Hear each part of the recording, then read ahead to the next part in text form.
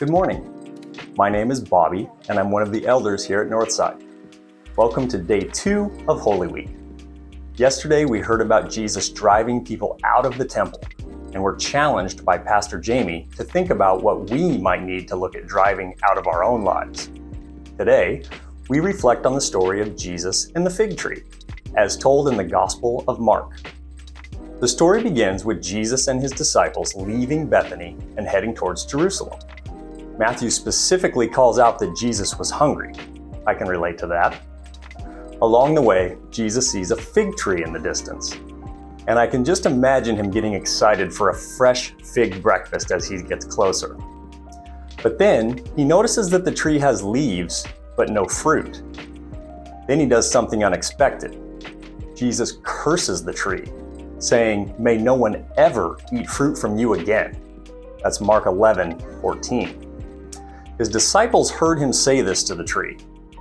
At first, this might seem harsh and even a little strange, but it holds a deeper spiritual meaning. See, in Jewish tradition, the fig tree was a symbol of prosperity, peace, and abundance. By cursing the fig tree, Jesus was symbolically condemning the spiritual emptiness and hypocrisy of the Jewish religious leaders of his time. He was using that fig tree as a metaphor for the barrenness of their spiritual lives, despite their outward appearances of righteousness.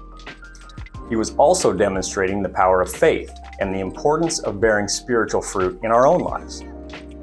The Bible says that after Jesus cursed it, the fig tree withered away.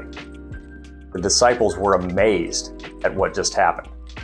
I think I would have had the exact same reaction. Then Jesus turns to them and says, "Truly I tell you," which is Jesus' way of saying, listen up. "If you say to this mountain, 'Be lifted up and thrown into the sea,' and if you do not doubt in your heart, but believe that what you say will come to pass, it will be done for you." That's Mark chapter 11, verse 23.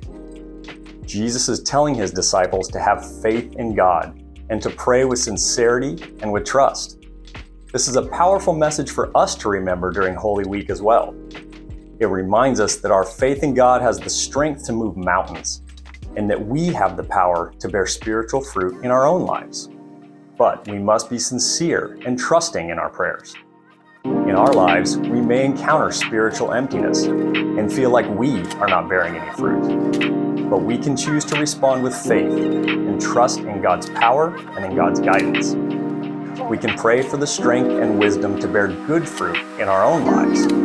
And we can trust that God will answer our prayers in His time and in His way.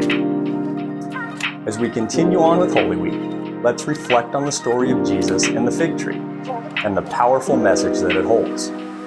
Remember that with faith and sincerity, we can bear spiritual fruit in our lives and move mountains through the power of God.